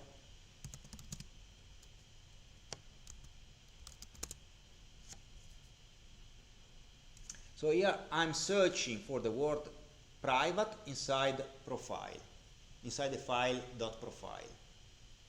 If I press enter, I end up with all the lines in my file .profile, which contains the word private. So what would be the difference if I use less in this case? In this case, with less you see all the file. Okay.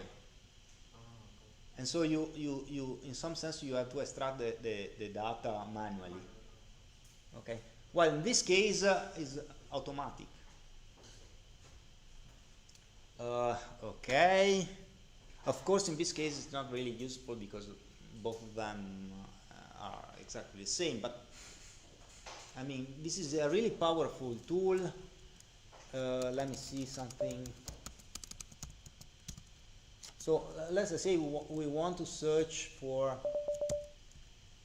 the pattern Riv.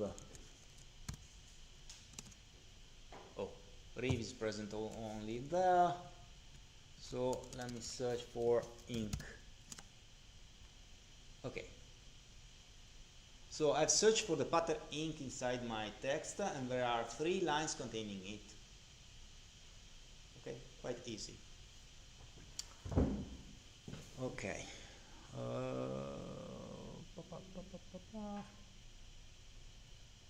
Okay, this is I think almost all for today. I don't want to. We spent a lot of time. We have only exclusively one break, so I think it's enough for today. I'm going to feel tired this evening, so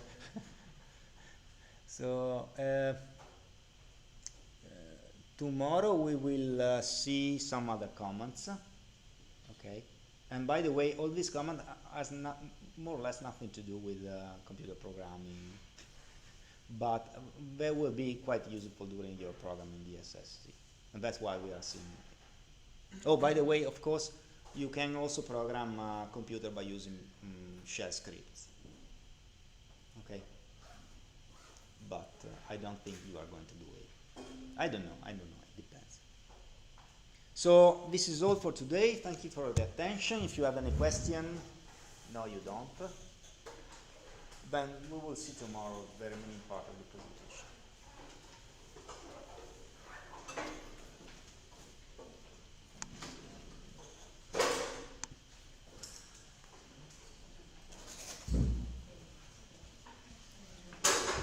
That's all.